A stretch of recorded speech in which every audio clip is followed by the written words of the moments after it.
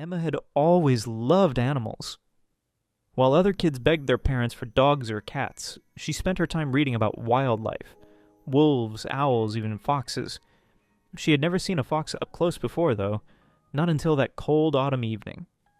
It had rained earlier that day, leaving the streets damp and the air crisp. The scent of wet leaves and then earth filled the neighborhood as Emma made her way home from school. She walked her usual route, past the old construction site that had been abandoned for months.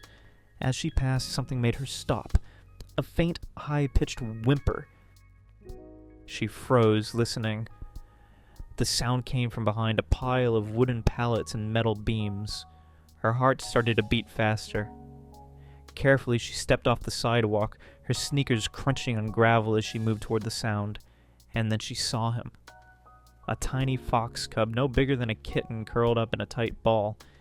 His fur was damp, clinging to his thin frame, and his small body shivered violently. He looked exhausted, his big amber eyes half closed, ears drooping. Emma's breath caught in her throat. Where was his mother? She scanned the area, hoping to see movement in the shadows, but the sight was completely still. No rustling bushes, no other foxes nearby. He was alone. She hesitated. Wild animals weren't supposed to be touched, she knew that. But he wouldn't survive out here on his own. He was too small, too weak. If she left him, he might not make it through the night. Moving slowly, she took off her thick wool scarf and crouched beside him. "Hey there," she whispered. "It's okay, I won't hurt you." The cub opened his eyes slightly, barely reacting as she carefully wrapped the scarf around him. When she lifted him into her arms, he was so light, it almost scared her. He didn't struggle, just lay there, weak and trembling. By the time she got home, her heart was pounding. She pushed open the front door, stepping inside with the tiny bundle in her arms. Her mom looked up from the kitchen. "Emma?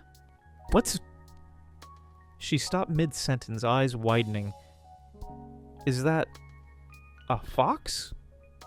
Emma swallowed. "I found him alone. He's freezing. I couldn't just leave him there." Her father walked over, frowning. "Emma, wild animals belong in the wild." "I know," she said quickly. "But he's just a baby. I think he's sick. I'll call a rescue center, I promise. But can we at least help him first?" Her parents exchanged a look.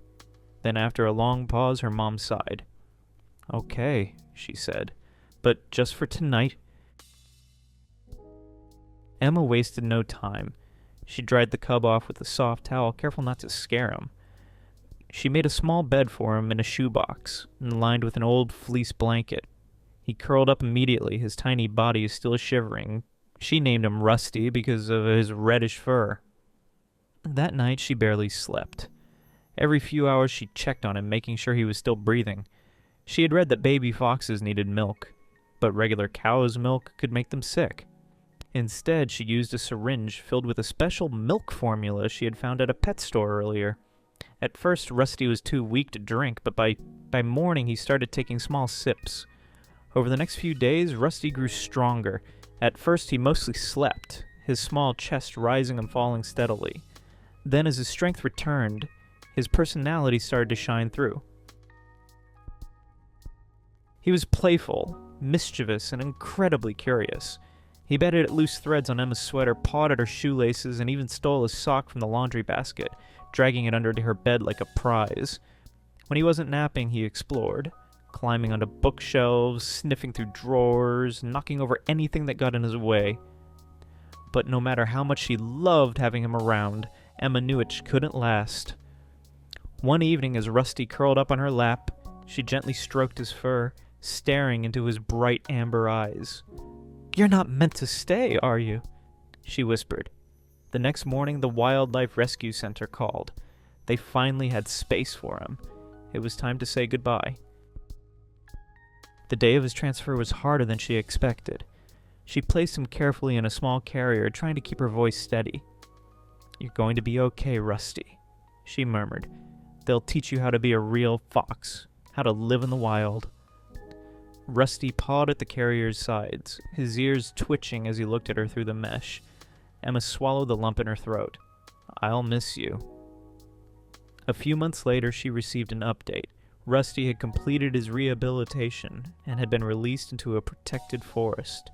He had learned to hunt and climb and survive on his own. Emma smiled as she read the message, imagining him running through the trees, his fiery fur blending with the autumn leaves. She had saved him, but in a way he had also changed her. Sometimes love means letting go.